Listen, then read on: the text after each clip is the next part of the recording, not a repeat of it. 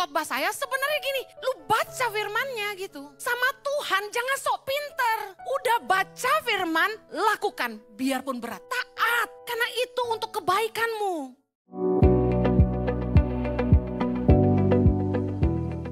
Khotbah tentang ketaatan Yusuf. Banyak hal yang kita bisa kupas dari kisah Yusuf dan Maria. Saya akan khotbahkan berseri hari ini tentang Yusuf, yaitu ketaatan Yusuf. Ketaatan Yusuf. Mengapa Yusuf yang dipilih Allah?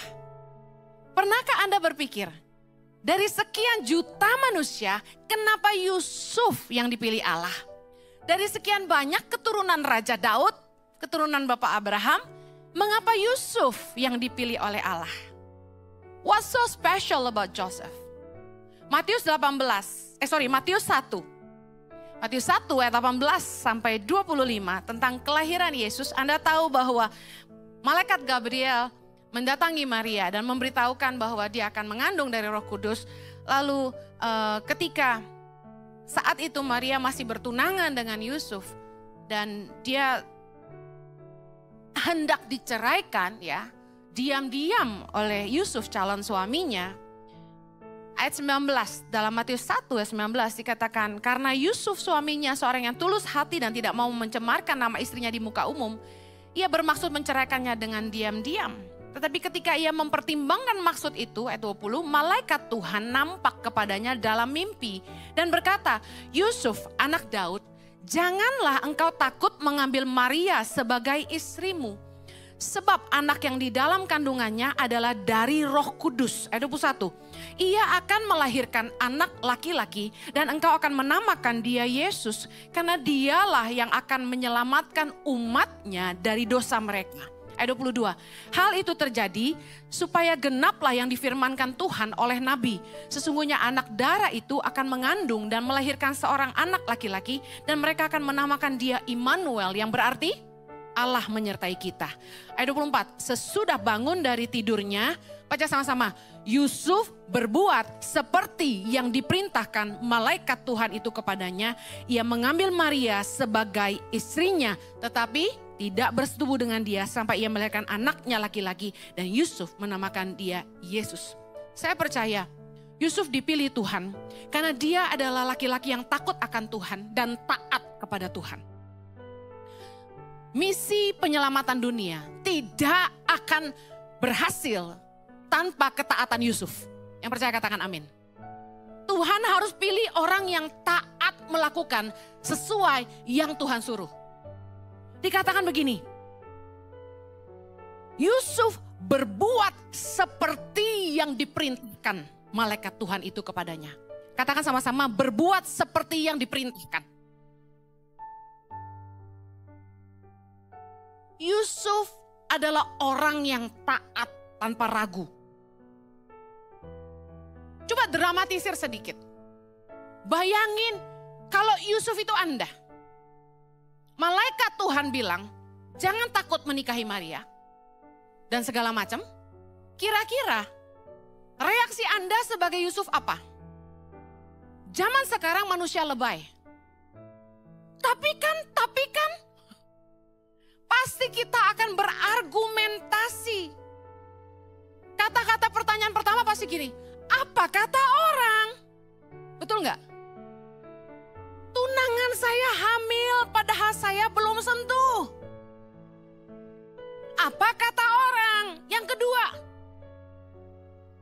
Yusuf kalau ketahuan berzina sebelum menikah, dia juga terancam dirajam batu.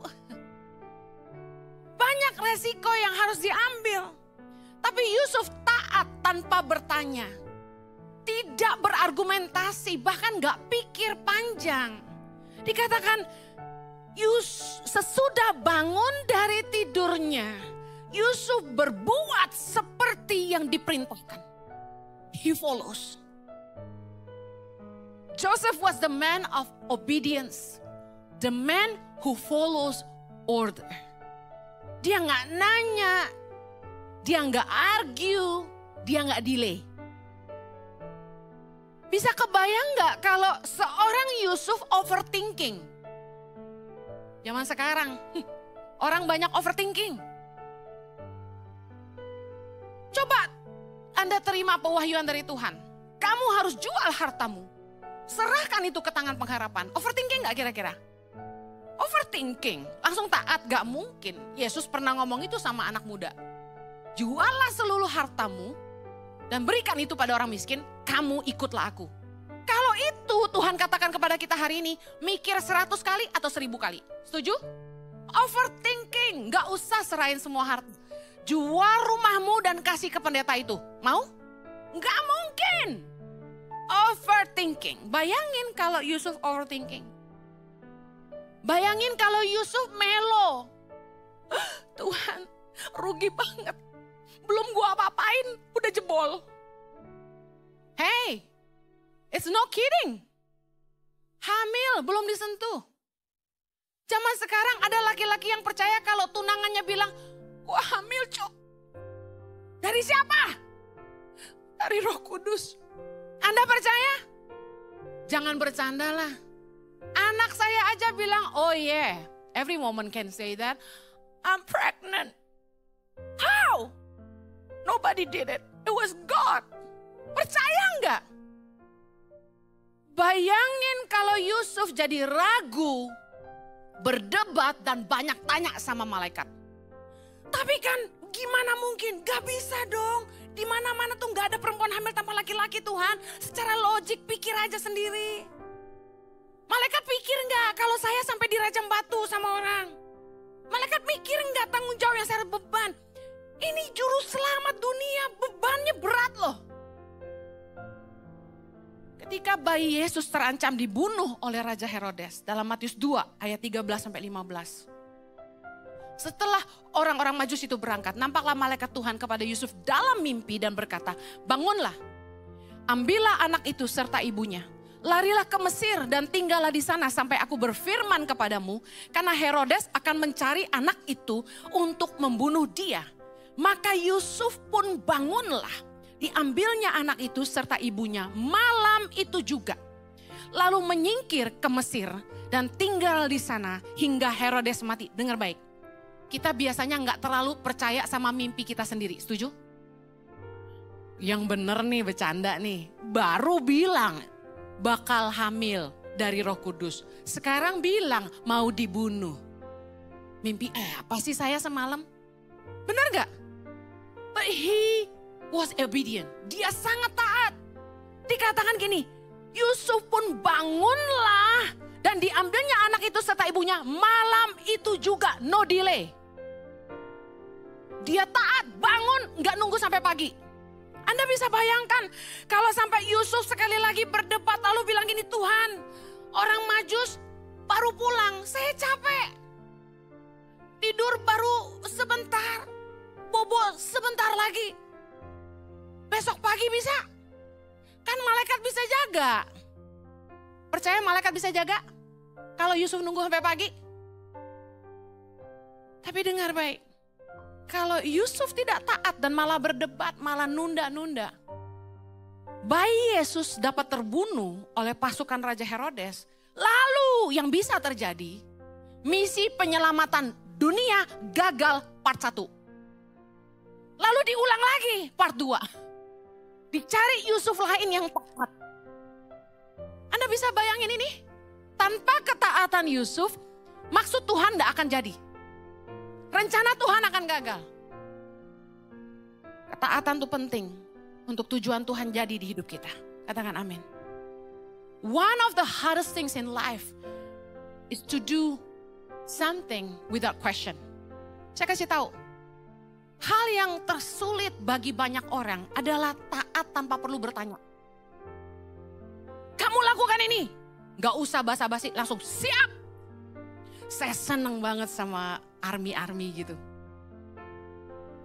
Bapak sudah makan? Siap, sudah makan Bu. Bapak sehat? Siap, sehat Bu. Wih, keren. Saya pengen tuh tangan pengharapan asramanya pakai sistem militer gitu. Bandel push up gitu. Bandel sit up gitu kan. Keren tuh, siap terus. Saya punya salah satu leader di tangan pengharapan. Dia besar di asrama TNI. Jadi kalau kalau dia bersalah, gak pernah dia berargumentasi sama saya. Dia langsung bilang gini, siap salah, keren, cinta saya sama dia.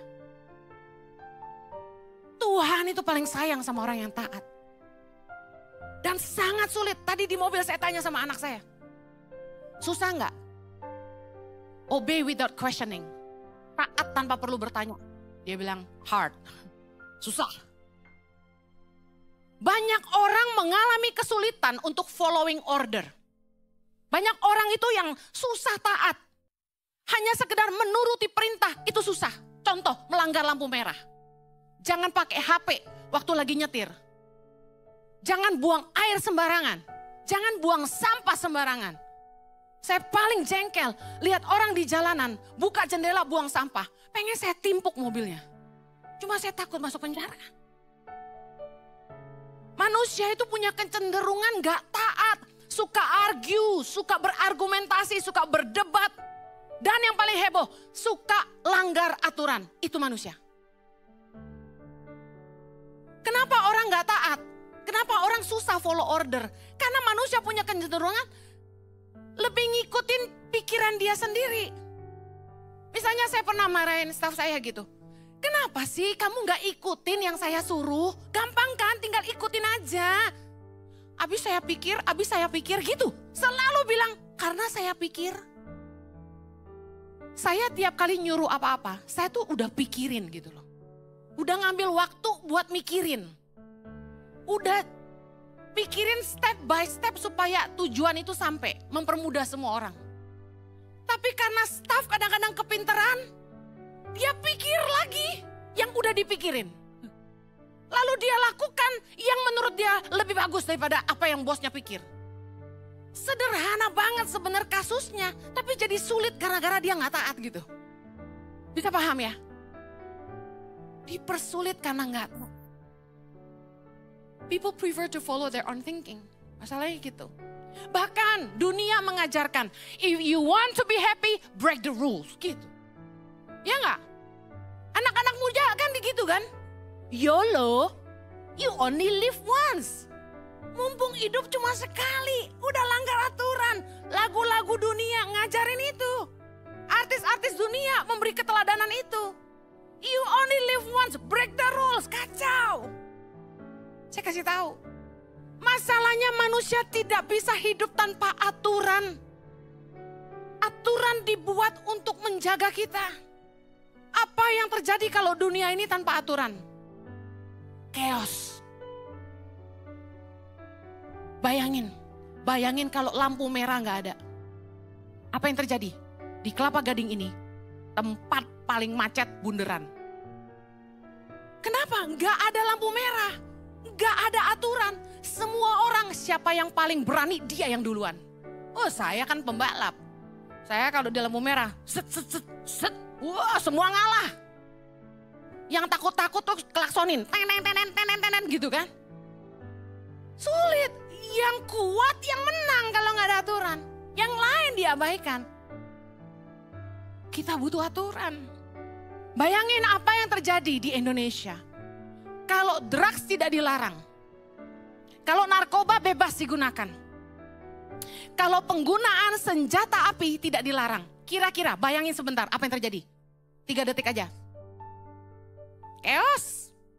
Saya kasih contoh, ada gambar di screen, silakan. Pada kesempatan dibayarin orang ke Kanada. Di Hastings Street namanya. Anda bisa Google zombie at Hastings Street, Vancouver. Di downtown, pusat kota Vancouver, Kanada. Tempat ini menjadi sangat kumuh, menjadi sangat menakutkan. Saya aja lewat tuh sampai dingin tangannya dan gemeteran. Why? Anda akan melihat di kanan kiri orang teler kayak zombie. Ada yang sampai pingsan, ambulan banyak, polisi sergap di situ. Jalanan raya ini menjadi kumuh, banyak tenda-tenda, banyak homeless yang tinggal di sepanjang jalan Hastings Street. Toko-toko menjadi tutup, usaha-usaha menjadi rugi, properti menjadi jatuh harganya. Padahal ini di pusat kota, ibaratnya Sudirmannya kita. Berubah menjadi tempat kumuh, tempat homeless dan tempat drug addicts. Saya yang foto ini. Ini foto dari saya. Anda bayangkan keadaan waktu saya lewat. Ngeri. Tanpa aturan. Chaos. Drugs diizinkan, senjata api diizinkan. Next, di San Francisco. One of the most beautiful city in the world. Apa yang terjadi di sana? Sekali lagi, di downtown San Francisco. Multimedia ada fotonya? Di pusat kota San Francisco menjadi tempat yang tidak aman, berbahaya dan kumuh. Sampai begitu saya mau ke San Francisco, ada orang di LA yang pesan gini, hati-hati, jangan keluar di atas jam 6 sore. Ngeri gak? Karena pusat kotanya yang harusnya begitu indah, menjadi tempat yang sangat berbahaya. Banyak homeless dan drug addicts. Dan saya kasih tahu, baru-baru ini teman di Amerika cerita.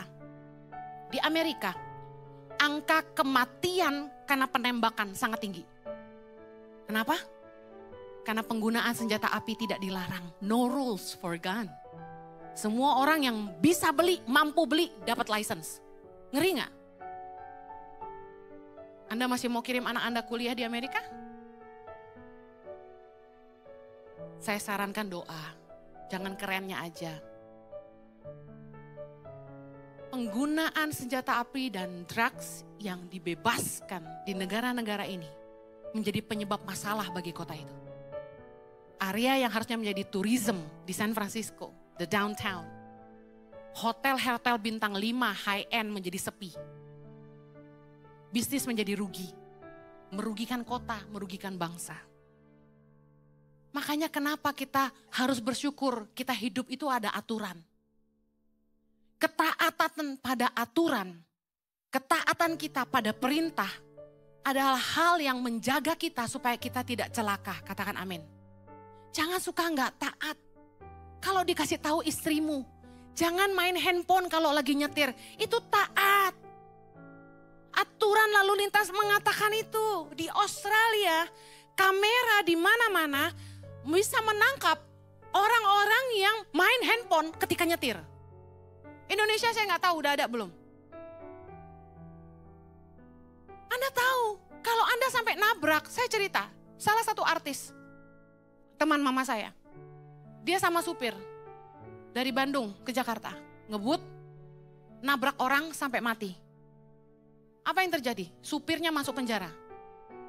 Ketika kamu tidak taat aturan, Anda ngantuk, Anda maksa nyetir, Anda ngebut over limit,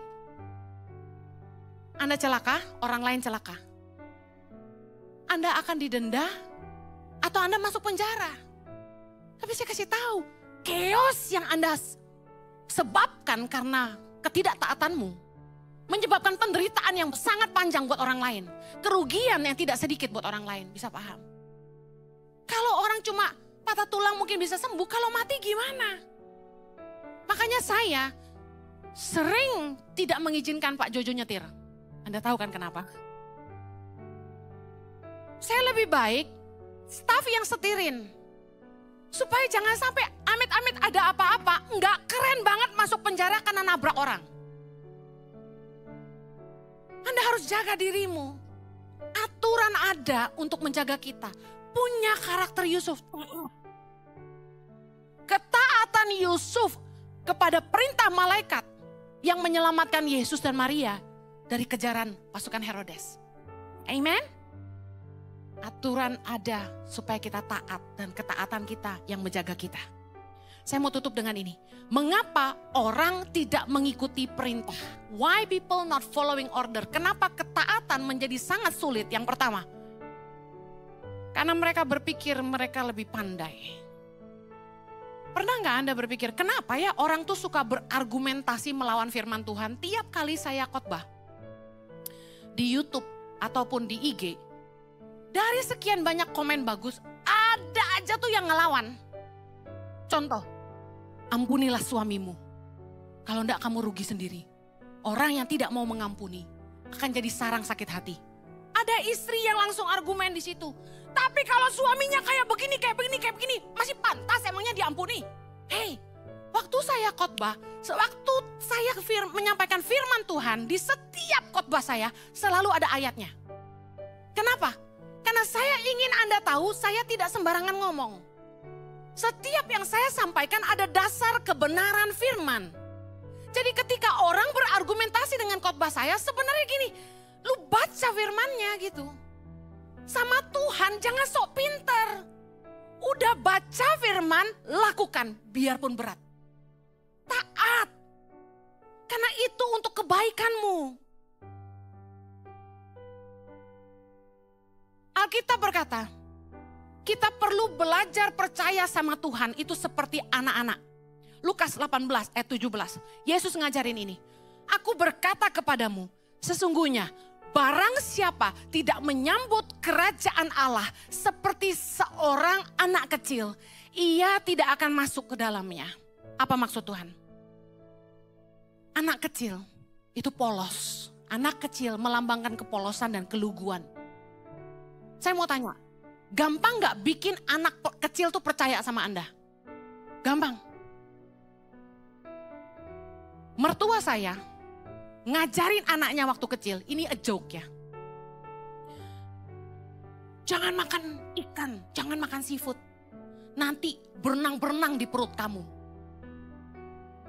Jadi adik-adik Jojo, suamiku, gak suka ikan. Waktu dia datang dari Australia, kami ajak makan, dia gak mau ikan. Saya bilang kenapa? Iya gak pernah makan. Kenapa bisa gak pernah makan? Ikan sangat sehat, protein tinggi. Soalnya waktu kecil mama bilang sama kita, nanti bisa berenang-berenang di perut kita katanya. Bayangin anak kecil selugu itu, sepercaya itu, padahal itu bohong. Oke, sekarang gantian, tadi mertua sekarang gua. Di Australia kita gak boleh pukul anak. Anda ketahuan pukul anak, Anda ditangkap. Apapun salah anakmu, ngeri ya. Makanya anak bule itu kurang ajar. Karena gak boleh dipukul. Jadi ketika anak saya nangis, saya panik. Karena orang kan gak tahu dia nangis karena ngantuk, lapar, capek. Orang bule taunya kenapa anak lu nangis? Wah, lu apain tadi? Lu cubit ya, lu gebukin ya, ngerti kan ya?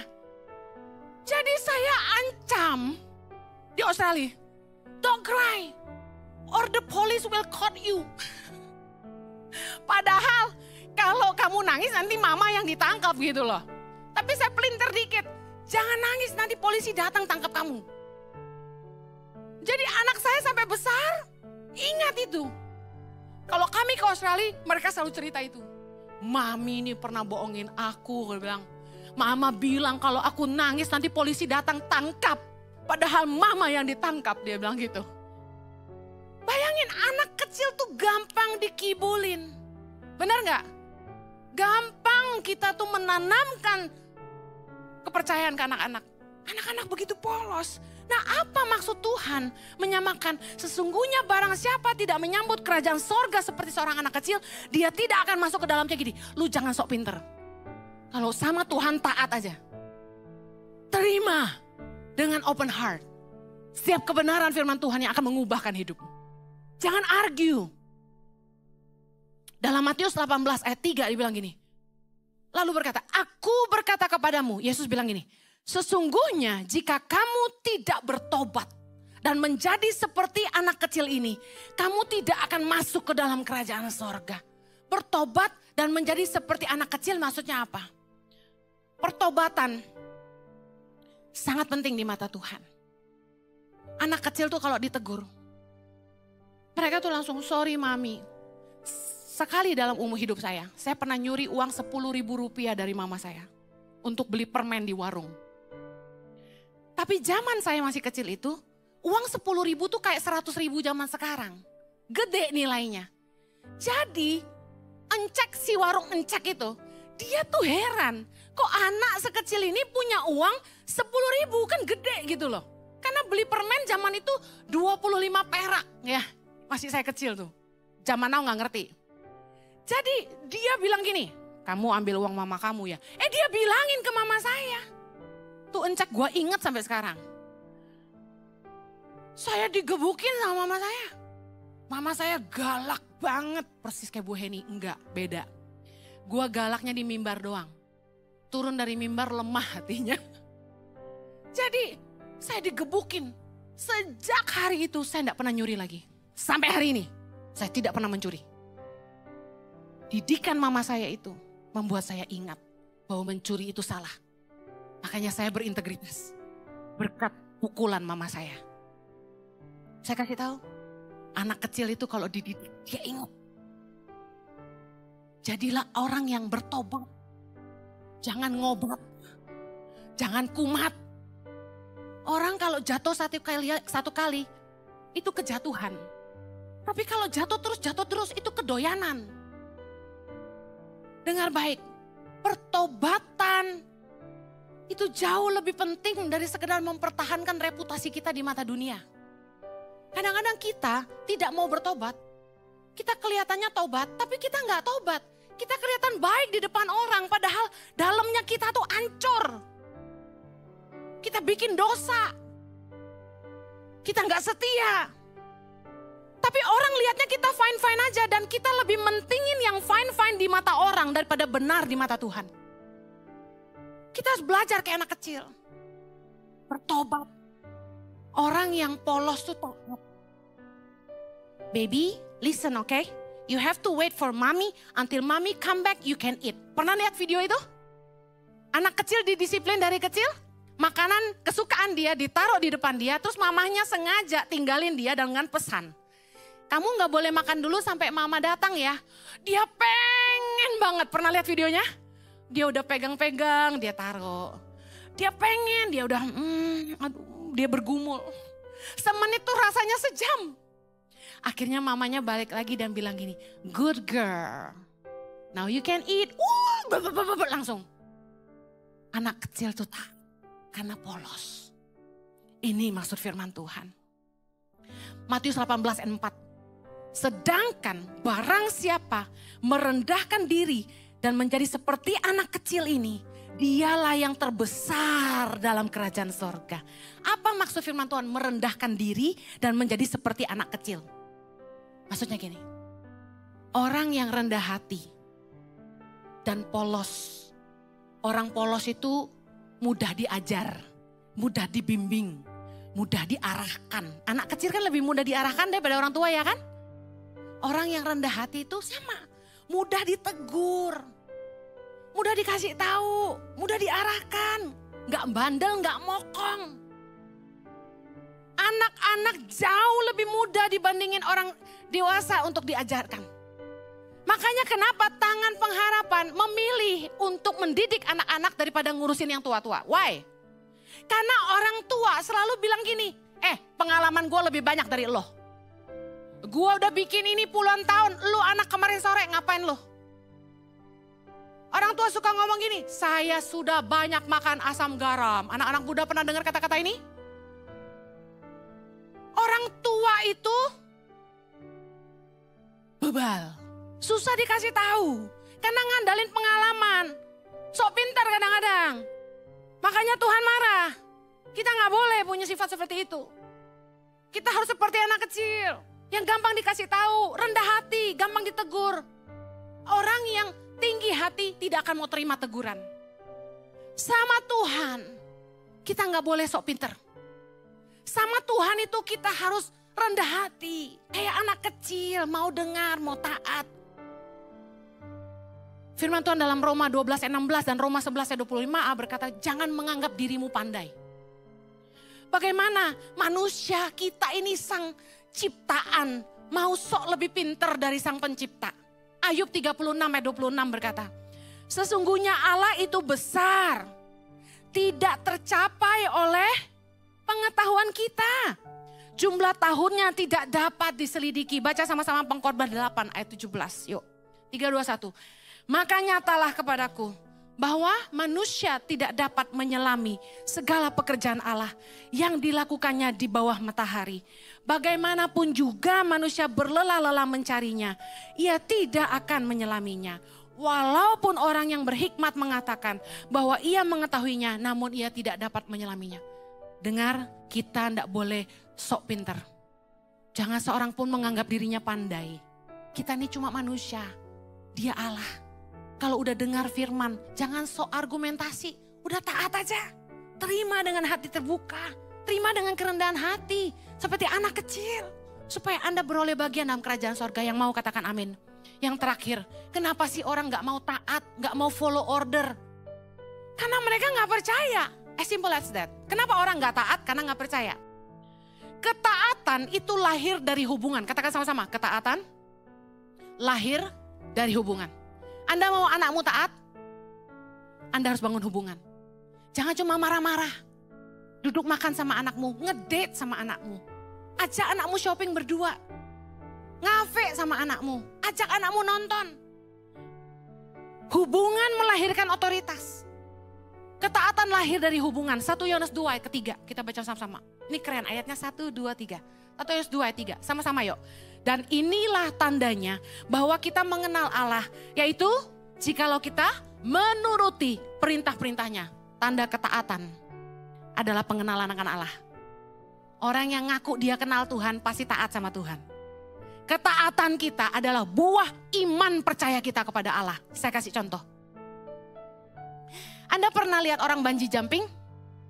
Siapa pernah? Anak saya yang perempuan namanya Chloe.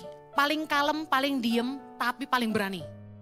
Dia pernah bungee jumping ketika kami ke New Zealand. Suami saya, Pastor Jojomu itu bungee jumping.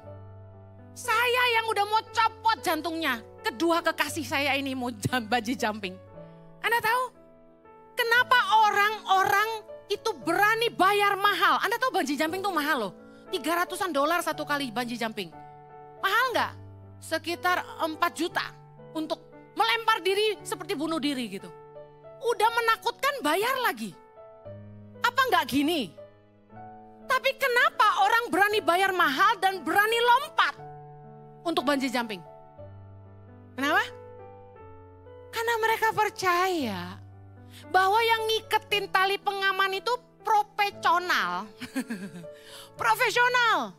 Mereka percaya orang yang ngiketin tali di badan mereka itu udah tahu gimana cara ngiketnya. They know what they're doing. Setuju? Mereka tahu pasti aman lah. Profesional. Makanya orang datang dan lompat. Bayar lompat. Gak ada sedetik. Sedetik deh, ceplok jatuh udah selesai. Simeon hampir mau bungee jumping kalau saya bayarin. Tapi karena mahal saya gak mau. Dengar baik. Ketika kita belajar mengenal Allah. Kita akan menyadari bahwa kita punya Allah yang supranatural. Ketika kita bergaul dengan Tuhan, kita akan mengenali bahwa Allah yang kita sembah adalah Allah yang hidup. Allah yang sanggup bikin mujizat. Allah yang sanggup melakukan jauh lebih besar dari apa yang kita sanggup pikirkan maupun doakan. Tuhan yang supranatural. Kalau Anda tidak belajar mempercayai Tuhan yang supranatural, Anda tidak akan melihat kuasa supranatural bekerja dalam hidup Anda. You have to believe it to see it. Dunia berkata, seeing is believing. No, bersama dengan Tuhan, you have to believe it to see it. Anda harus percaya, baru Anda akan lihat. Kita punya Tuhan yang supranatural. Percayakah Anda bahwa Tuhan tahu apa yang dia harus lakukan? Mari kita lihat, saya akhiri dengan ini. Yohanes 6, kisah ketika Yesus memberi makan 5.000 orang. Yesus bilang gini, ayat kelima, ketika Yesus memandang sekelilingnya dan melihat bahwa orang banyak berbondong-bondong datang kepadanya, berkatalah ia kepada Filipus, di manakah kita akan membeli roti supaya mereka ini dapat makan? Ingat ada 5.000 laki-laki. Hal itu, ayat ke-6, menarik sekali ayat 6. Hal itu dikatakannya untuk mencobai dia Filipus. Sebab sama-sama ia sendiri tahu apa yang hendak dilakukannya. Sama-sama lagi. Sebab ia sendiri tahu apa yang hendak dilakukannya. Yesus tahu apa yang dia mau lakukan. Dia cuma mencobai Filipus. Yesus tahu tidak mungkin ngasih makan 5.000 orang tanpa mujizat. Tanpa kuasa supranatural. Amen. Yesus tahu apa yang dia lakukan, tapi seringkali dia kasih kita ujian. Do you believe him? Kita tahu di akhir kisahnya, 5.000 laki-laki makan kenyang. Ada sisa 12 bakul. Ketika Tuhan menyuruh Anda melakukan suatu kemustahilan. Ketika Tuhan memanggil engkau untuk sebuah panggilan. Percayakah Anda bahwa Tuhan tahu apa yang dia harus lakukan? Percaya? Pikirin baik-baik pertanyaan ini.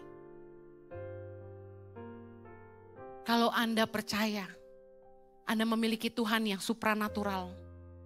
Anda tidak akan pernah ragu-ragu mempercayai Dia, melampaui keadaanmu dan masalahmu, melampaui apapun yang kamu lihat hari ini. Karena kamu tahu Dia sanggup bekerja, melampaui apapun yang kita sanggup doakan maupun pikirkan. Efesus 3 ayat 20, amen. Saya kasih tahu kalau saya hari ini bersama Pastor Jojo, taat mengambil panggilan Tuhan, meninggalkan hidup kami, meninggalkan segala harta kami, pulang dari Australia, terancam kehilangan permanen residen kami. Dan kami tetap bertahan di Indonesia menghadapi begitu banyak kesulitan. Harus hidup susah, pas-pasan, harus dihina orang. Kesana sini kerja cari uang, bukan untuk kami tapi untuk orang lain. Dan hari ini kalau sudah lebih dari 10.000 anak-anak Indonesia bisa mengecap makanan bergizi dan pendidikan. Kalau sampai hari ini Tangan Pengharapan sudah jalan 18 tahun menolong Indonesia di berbagai wilayah. Saat ini ada 85 titik, ada 110 titik, 8.700 anak-anak terupdate kemarin. Ada 8.700 anak-anak pedalaman. Di 110 titik di seluruh Indonesia yang Tangan Pengharapan sedang beri makan dan pendidikan. Kemuliaan buat Tuhan kita. Amen. Setiap bulan ada 500 sampai 1.000 orang miskin yang kami layani dalam pengobatan gratis. Obat-obatan gratis. Ada 8 sekolah berasrama yang sedang berjalan saat ini. Ada lebih dari 250 guru tersebar di seluruh pelosok Indonesia. Mempertahankan kantong-kantong Kristen supaya mereka bisa sekolah tanpa pindah agama. Dengar baik, Anda adalah keluarga kami. Kita mengalami kemustahilan ini bersama-sama. Karena kita mempercayai kita punya Tuhan yang sanggup melakukan jauh lebih besar dari apapun yang kita sanggup pikirkan. Mau doakan, katakan haleluya. Pejamkan matamu, katakan aku percaya. Aku punya Tuhan yang besar, yang sanggup melakukan jauh lebih besar, jauh lebih banyak dari apapun yang aku bisa pikirkan maupun doakan. Aku percaya Engkau punya kuasa supranatural melampaui Tuhan keadaanku, masalahku, tantangan di hadapanku. Aku sanggup menghadapi segala sesuatu karena Engkau tinggal di dalam hidupku. Aku percaya aku akan mengalami mujizat. Aku percaya hidupku penuh dengan kebaikan. Aku percaya aku penuh dengan kelimpahan. Karena Tuhan setia. Di dalam nama Yesus. Amen. Believe in Him, taat dan lihat mujizat. Katakan amen.